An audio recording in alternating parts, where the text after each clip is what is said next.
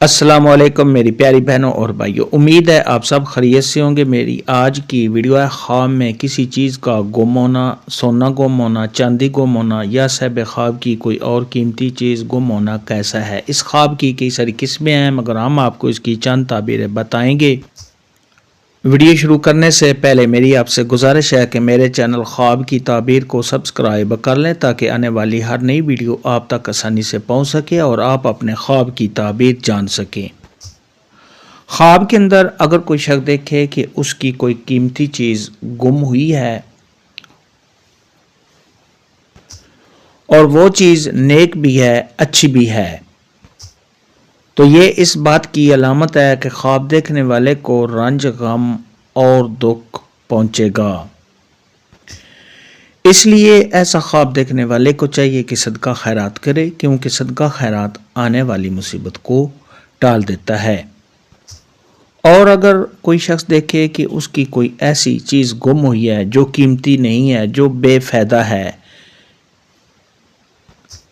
اور وہ چیز بری ہے، اچھی نہیں ہے، تو یہ صاحب خواب کے رنج، غم، دکھ اور پریشانی کے دور ہونے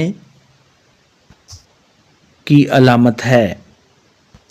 خواب کے اندر اگر کوئی شادی شدہ عورت دیکھے کہ اس کی کوئی انگوٹھی گم ہوئی ہے، کانٹے گم ہوئے ہیں یا اور کوئی سونے کی چیز گم ہوئی ہے، تو یہ اس کے گھر میں لڑائی جھگڑا پیدا ہونے، اس عورت کے پریشان ہونے، رنج، غم اور دکھ میں مبتلا ہونے، اور اگر یہ خواب کنواری لڑکی دیکھے تو اس کی منگنی کے ٹوٹ جانے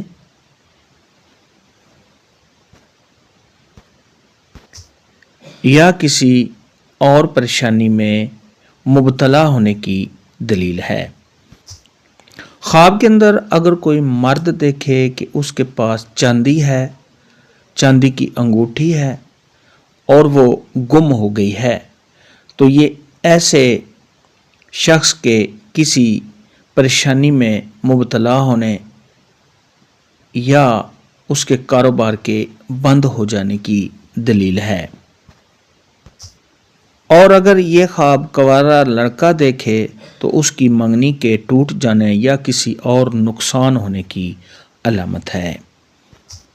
خواب کے اندر اگر کوئی شخص دیکھے کہ اس کی قیمتی چیز گم ہو گئی تھی اور پھر اس کے بعد اس کو واپس وہ چیز مل گئی ہے، تو یہ رنج، غم اور دکھ سے چھٹکارا حاصل ہونے اور ایسے شخص کو کسی خوشی کے آنے کی دلیل ہے۔